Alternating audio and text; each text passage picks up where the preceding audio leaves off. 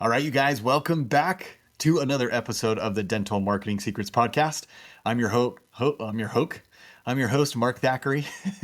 Must be a Friday. And today we are going to be talking about Generative Engine Optimization, GEO. This is kind of the next step or the next evolution of SEO, of how people are searching to find you online organically. And we're going to talk about how this is reshaping the whole landscape when it comes to search and when it comes to patients trying to find your practice or a practice. And this is such an interesting conversation just because it's changing so quickly. So we're going to talk about what this is, what generative engine optimization is all about, how to go about it. We're going to talk about some of the risks that you run by not paying attention to this, putting your head in the sand, and just really how this experience is so different for users. And I think that's so important to understand because it's gonna reshape how we approach this, to be quite honest. And I've got to actually put together a checklist that I've been sharing with my private clients. It's a generative engine optimization checklist. So if that's the type of person you are, grab this. It's got 5 steps, 5 main keys to focus on. There's other things involved too, but I want to start with these just so that you can at least have the groundwork, the foundation for this, so that you can start showing up. Increases your chances of showing up in those AI overviews, in those generative engine results. So grab one of those. I'll make sure there's a link in the show notes too, so you can grab that. But let's talk a little bit about what this is. For those that have never heard that term before, generative engine optimization, GEO, we are essentially just, one of the best ways to describe it is if you go, let's say you go to Google and you type in dentist near me, or let's say you're researching porcelain veneers specifically, or maybe you're doing your orthodont, maybe you're in Invisalign or clear liners or something like that. So you could be, the traditional way is you type that into Google and it spits out, and this has evolved over time, right? But it spits out the traditional search results that have a hyperlink, has a little bit of text. You click through those links, and then you're the one who goes find that answer. As time has evolved, Google started to incorporate more information in those, so it can kind of extrapolate things that, key points or bits of information that they found that users appreciated, things that were helpful, and they've injected those into some of those results. And then over time, we had kind of this map pack, this local pack, which is a hybrid of the search results, the traditional search results, and being featured on the map. So it's like a mini map, has three results featured in there, sometimes 4 if they're sponsored results as well. And so you've just seen this evolution over time. But now what we're starting to see is on certain searches or certain queries in particular, such as how long do porcelain veneers last, or how long does Invisalign take, you're starting to see Google use what they call AI overviews. And these are responses that they're not like the traditional search results. They don't make you go through all these different links and hunt down the answer. They are really just trying to provide you the answer. So you don't even have to click through to a website. So you're starting to see these more and more in some of those answers. And it's very similar if you've ever used some of these AI engines to ask questions, to do research, like ChatGPT, for example. If I were to type that same question, ChatGPT, how long does Invisalign take? It's just going to give me an answer, right? It takes takes data from a variety of different sources and compiles it into one summary.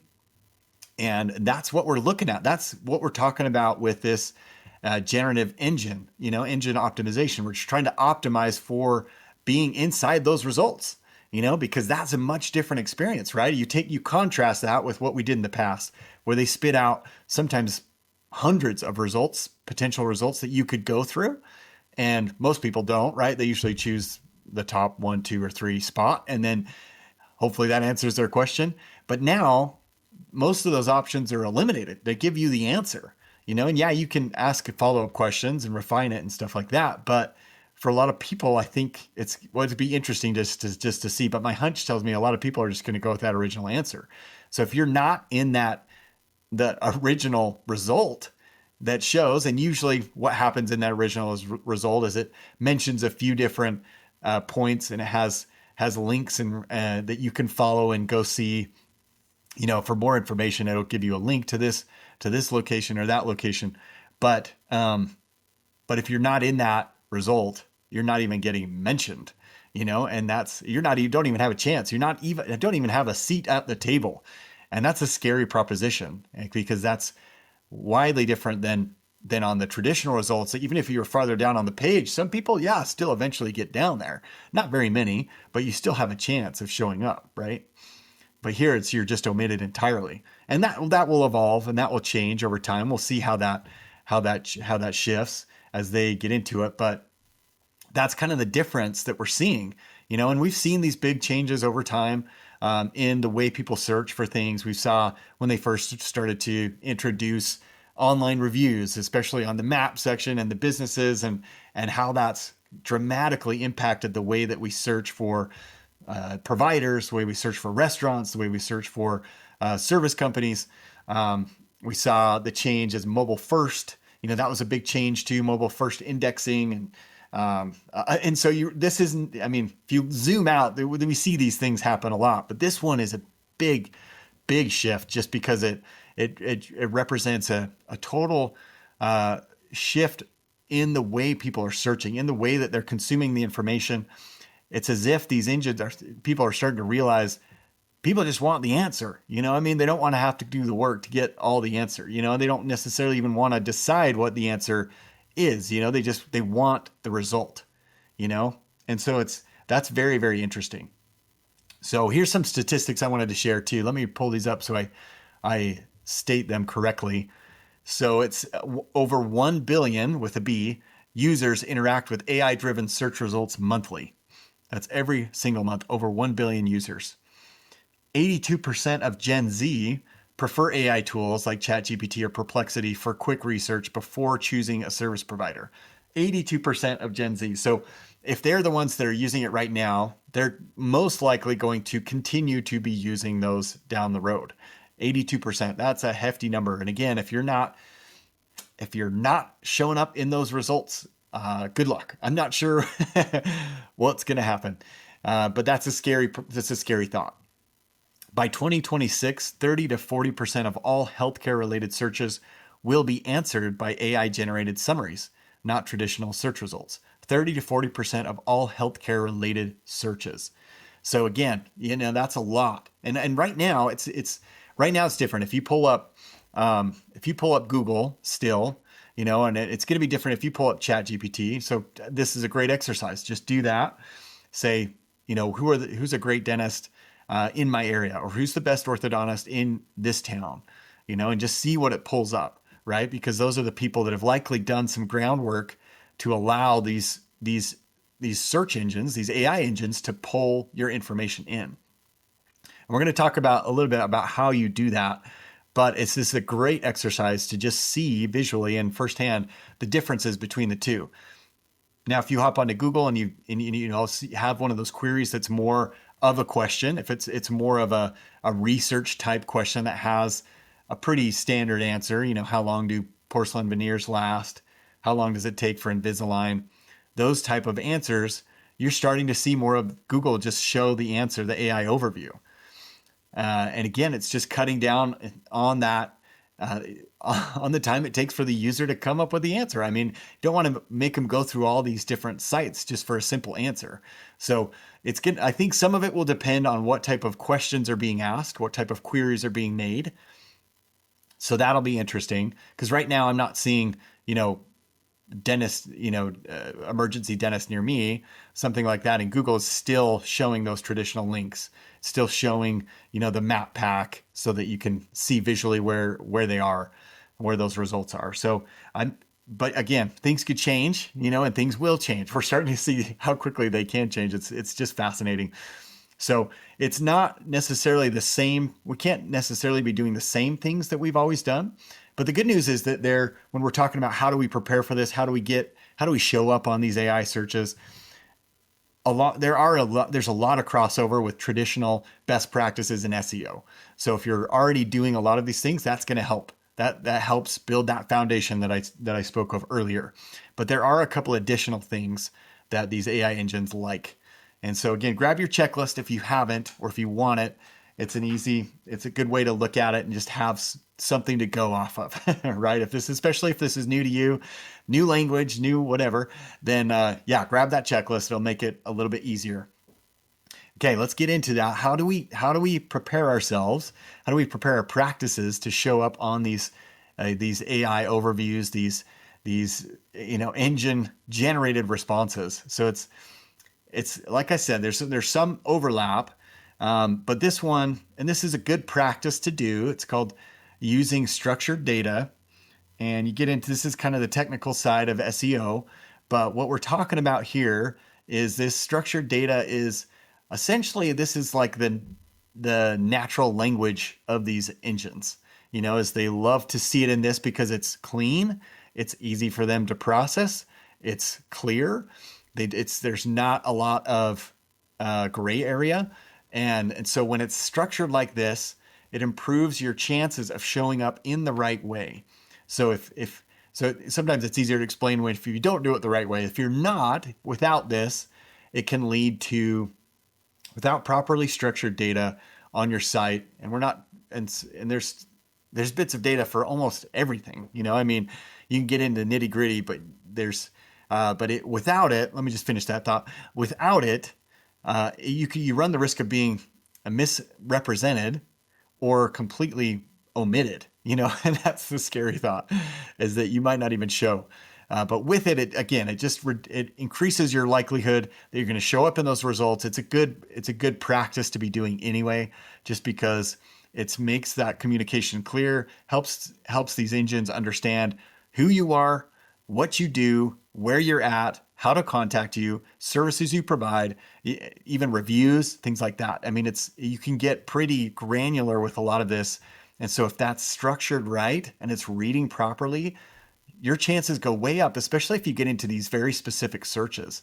If someone's searching for an insurance-based dentist in your area and you have properly structured data on your site and you have content to back that up, man, your chances go way up to show in those top results and to show in some of those AI overviews. And so it's pretty cool. I'm not going to get into the details of how to do this, because there's a lot of resources out there. But just know that this structured data is a key cog in this wheel, right? So the second one is, and this has been a good SEO practice for a long time. It's building out really good content. We're talking about relevant.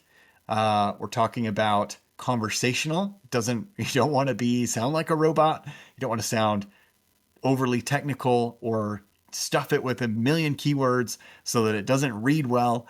It needs to be like an action. I like to think of it as a really good conversation with someone, like a teacher to a pupil, right? They could use all this fancy flowery language and make the student feel uncomfortable, and just because they could. But really what they're trying to do is get down on their level and explain it in a way that it's easily understood by people who might not have as much experience as them, but to do it adequately enough so that it answers the initial question that they have, but also the 3 or 4 or 5 or 6 follow-up questions that come because of that initial question. Okay. So that's what they like to see. They like to see you as the expert. They like to see you as the comprehensive resource or guide to answering this question in that area. And what's one of the distinctions, one of the things that's different. So that's kind of been a traditional SEO best practice for a while. It's evolved in some different ways. But yeah, you're trying to answer all those questions. You're trying to be an authority on the topic. You're trying to demonstrate that you kind of value the patient, that you're an advocate, you're all these different things, right? But what's a little bit different when it comes to AI is that now you're starting to see these things that All right, let me take a quick drink. But so think about it in terms of this. When you are, again, it's helpful to go through the exercise of how this works and how you see these overviews come back, these generative engine results come back, because they're just these blocks of information. They are the answer, kind of spelled out for you. And there's links again if you want to dive further, but it's all there in an answer. And so when we're thinking about this content, when you're creating these content, if you're going through your website and you're looking at your key service pages, let's say Invisalign, or let's say, you're talking about veneers or things like that, you want to put together things that can be highlighted in an answer, in one of those AI overviews. So you want to just take that chunk and have it show right there. And if it sounds off, if it sounds too technical, if it sounds like a robot, if it's too keyword stuffed, they're not going to include that, right? It's just not going to make the cut. So that's what's helpful about this, is if you can go through that exercise and then with that in mind, review each of your key pages on your website to answer real questions that people have. So the more you understand those questions, which you get all the time, so you should just write a list of all those questions down, and then go through them on your site in an easy to read format. So they like that clear, concise content. What's one of the things that's different, a little bit different than traditional SEO, is that SEO, they loved the long form content in SEO, like keywords. That was a big deal. They wanted to show that you kind of keyword density, how often, how much you elaborated on that. But with AI, they want it to be written concisely. Not to say that it can't still be long form or have a lot of words, but they want it to be, they want to cut out the fluff, right? They want it to be clear enough that it could go into those results, that little summary, and it could just fit right in. Really, that's a good way to look at that. So that's the second one, is you want AI friendly content to be conversational, you want it to be clear and easy to read, and you want it to be complete. You want to be an expert on that topic. Third, let's get into Google Business Profile Optimization. So this has been, again, it's one that is a big factor in SEO, is you got to optimize your profile so that you're showing up, because we're talking about local search results. That's what we're about. The 5 to 10 mile radius, that's key, for a lot of us. Some of our practices are a little farther out. You have a bigger radius to work with. But for most of us, it's those local results. And this is what's interesting about the AI versus traditional search results. If you look at, it's kind of going back a little bit, but if you look at the difference, if you were to pull up, if you see one of the Google overviews, for example, an AI overview, and it shows links to different things, a lot of those links, they're not necessarily local. That's a huge component of SEO, is how, excuse me, the proximity to the searcher are you? How close are you to where is the searcher at that point that they submit that query, right? That's a big component. And now we're not seeing that with these AI, like the AI overviews, for example. It's pulling content. So I searched one for, cosmetic dentist in Salt Lake City, and had something to do with that. And I was getting results from South Carolina. I was getting results from all the way on the West Coast, and it was all over the map. It was pulling what they deemed as the best content or relevant content for that. It wasn't necessarily transactional in the sense that they were thinking, oh, these would be the best providers in your area. So that's something that's very interesting. I think that might change moving down the road, but we'll see. We'll have to wait and see what happens there, because that's a big part of SEO, is just how close you are to those. And that's where this Google Business Profile comes in. And if you have an optimized profile, meaning if you've flushed it out and you have, you've got all your services listed on there, you have photos that you're adding to, you're posting on there on a regular basis, you have the Q&A, which may or may not be going away. We've heard that time and time again. But if you're taking advantage of all those the assets on there and the information that you could put on there, and you're getting reviews, and with a consistent basis and have a good overall rating, then that's going to factor in. Like that's a huge benefit because these AI engines still pull from reviews. That's a good signal because again, it's a user signal. It's user driven. It's not me saying how great I am, but it's 3 or 4 or 5 or 6 or 12 other people in different areas telling Google or telling these engines how great I am, and that carries a lot more weight than if it's just me up here on my soapbox. So think about it that way.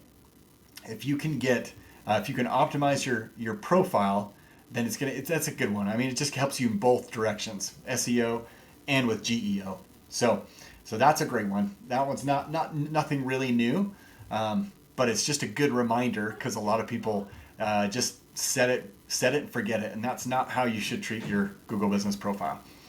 Okay, fourth one. This is a little bit of overlap because it has review in it as well, but review and reputation signals. So AI models, they put a lot of emphasis on the sentiment, on the feeling of those reviews. Obviously takes into account your ratings and how recent these reviews are. That's something we talked about on the show before. It's just that your reviews need to be, you can't just stockpile a ton of reviews and then call it good. No, they don't like to see that. They want to see consistency over time. And again, I can't emphasize this enough, but every time you get a new review, it's a huge signal back to these engines, back to Google, Microsoft. I mean, it's a huge signal back to them, huge ping, and they're saying, man, there's another person that had a great experience at your practice. Imagine them getting pinged day in and day out. That's a huge boon for your business if you're trying to show up in SEO and in GEO. So that's a big one, right? So we talked a little bit about the structured data. That was our first one that we talked about. So you can add review-specific schema or structured data to your website around those reviews that you use. So that's a good way because then again, those engines are able to read those as reviews. There's some nuances there. I'm not going to get into them here, but just so that you're aware, if you have that on there, it's going to increase the likelihood that gets passed through to that engine, and that's what you want, right? Because they do take that into account, and they do show those in the results. So again, you want to maintain good reviews. Obviously, the overall rating matters, but you want to be consistent and get new reviews on an ongoing basis. I cannot emphasize that enough. It's just something that's so easy to let go. And so if you need help with that, that's something that we do. We have a couple different ways to do it. We can work with your team to help get more results, and that's a pretty basic. We also have an automated done-for-you system as well. Or if you just want someone, if you know someone in your practice that's good at it,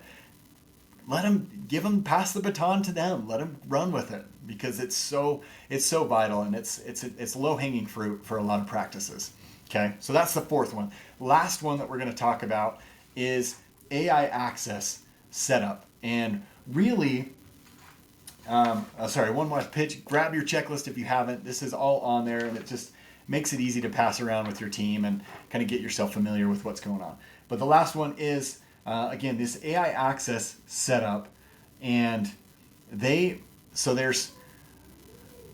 I'm going to explain this one. This is one that I'm not as versed on, to be totally honest. But from my understanding, a lot of these AI models, they respect what are called crawl instructions. So this allows them, it makes sure that that your content can show in some of those AI summaries, but they're called robots. It's a GPT bot, a chat GPT bot, and a perplexity bot. They have these bots for these different engines to crawl your site. And so you want to let that happen. I think a lot of people are like, well, I don't want these robots. I get these bots and they all sound negative, has that negative connotation. But in this case, you want them to be able to crawl your site so that they can access the data and show that in these search results. So that's the last point is if the AI bots are not allowed to access your content, you just don't show up. And that is bad news. Bad news bears right there. So that's the last one. And again, in full disclosure, I'm not an expert on this one. I'm still learning and excited to learn more about it. But yeah, you want to be able to allow these AI bots to control your site. So that's the last one. Let me just run through all of them just real quickly. So we had structured data, the importance of having structured data, properly structured data on your site, high quality AI friendly content, Google Business Profile Optimization, review and reputation markup, and then AI access setup. So those are the 5 keys that are going to help you lay that foundation for generative engine optimization, right? So those are where you should just get started, okay? So if you have questions, you can reach out to me. I'm happy to just be a resource too. But yeah, it's an exciting time for sure because it's all happening so quickly. And there's, like I said, there's a lot of opportunity because so many practitioners are not going to do anything about it right away. So the last thing, and we kind of talked a lot, I had a couple of risks that I'd written down. Just the risk of being invisible in these search results, especially if you get that younger demographic that's using, not exclusively, but almost, if it's 80%, higher than 80%, then if you're not showing up in those AI engine results, then sorry, you're just not visible, you know? So it's going to be interesting. I know that's going to change too, just because a big part of Google, for example, is through their ads, is through their ad revenue. So they're going to have to weave that in there somehow because they're not going to miss out on that, right? I mean, they have to figure that out. So it'll be interesting to see. And I was actually listening to a great podcast the other day, and he was talking about how he believes that since Microsoft has a stake in ChatGPT, that Microsoft might, like Bing, might actually be the first ones to roll that out. So keep an eye on that too. But yeah, it's gonna be coming soon for sure. So you're gonna start to see some of the risks, decline in website traffic. You know, if you're not, again, we're starting to see that shift from people going from Google, for example, kind of the traditional search engines to these AI engines. And again, it's kind of a limited, there's kind of limited space in these AI engine results. So if you're not in there, you could potentially see a big drop for many practices. And I don't, from what I've seen right now with my clients, I haven't seen that yet. I haven't seen, because it's different, right? If you look at those summaries, again, that's why it's so important to go through this process, see what's happening, see how people are searching. Because when you look through those overviews, they're giving you the answer. It's not necessarily trying to get you to click through, which was one of the objectives of traditional SEO. With GEO, with these AI results, they just want to give you that answer. And so yes, you're going to get some favorable exposure because your name might be linked on there, for example. And there's certainly responses that will drive some clicks. But I think there's going to be a lot where they just see the result and that's it. They get the answer. Oh, porcelain veneers can last 15 to 20 years on average. Oh, okay. I don't need to click through. I don't need to pick up the phone and call. Okay, they just know the answer, and they may or may not associate that with your website. So it'll be interesting that you're going to probably see in general a decline in organic clicks in the future, is my guess. But we'll watch that and see. But that's a potential risk that we're talking about. So you just don't want to be, and those are big ones. I just don't think you want to be late to the party on this one. I think you can, maybe if you're in the twilight of your career, you're like, okay, cool, I've got a good base. I'm winding down anyway. Okay, that's fine. If you're not trying to sell the practice at top value or even sell it in general, I get that totally. But for anyone else, I think it's going to be, it's imperative to get going immediately. So those are my tips for now. These are going to change, as we over time. I think a lot of it will stay still relevant, but we're going to see new layers being added on. So it's going to be fun to see how this changes. So stay tuned on here. I'm going to have some good interviews in the next few months as we see more of this take shape. But if you have any questions, please reach out, mark@markthackeray.com. I'd love to be a resource wherever I can. Or if you're looking for some help, let me know. We've got a few openings right now. We're about 90% capacity, so we only have a couple more spots depending on what the scope is. But if you do need some help, good place to just reach out. We can start a conversation, or we have good referral partners too. So hope you enjoy the show, and we'll talk to you next time, my friends.